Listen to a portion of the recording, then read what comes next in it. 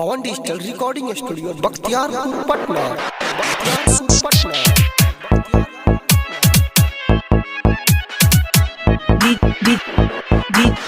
जीतू हाजीपुर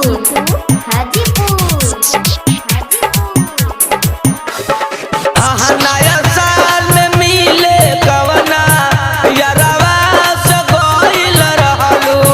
नया साल में मिले कवना यारवा से गइल रहलू। कवन खेल खेललू ननदो झुमका गिरा के अइलू। कवन खेल खेललू ननदो नथिया भुला के अइलू।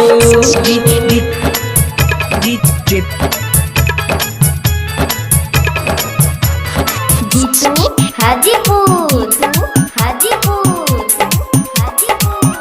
ओठवा झुराइल लागे चेहरा मोर धाइल। सूट के बटन में लौके केसला पटाइल। ओठवा झुराइल लागे चेहरा मोर धाइल। सूट के बटन में लौके केसला पटाइल।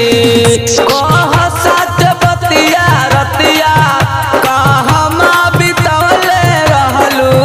कवन खेल खेललू ननदो टिकवा हेरा के अइलू। कवन खेल खेललू ननदो झुमका भुला के अइलू।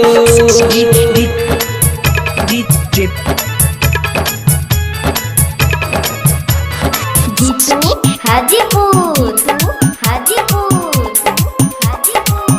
कहला कि जातानी सखिया के घरे। कवन तारा मातय ननदो लगलू तू करे। कहला कि जातानी सखिया के घरे। कवन तारा मातय ननदो लगलू वही जकरे। एथिया मंगवल रहू कि असही तू काम चलैलू। कवन खेल खेललू ननदो कंगना भुला के अइलू। कवन खेल खेललू ननदो पायल गिरा के अइलू।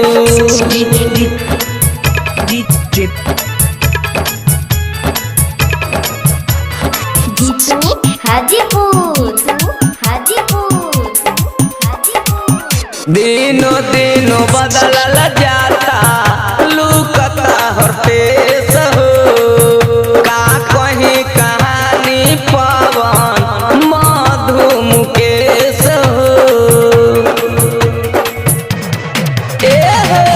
दिनो दिनो बदलल जाता लुकता हरकेश हो। का कहीं कहानी पवन मधु मुकेश हो। निकना ही कइलू ननदो धर्म नशा के अइलू। कवन खेल खेललू ननदो चोली फारवा के अइलू। कवन खेल खेललू ननदो लाली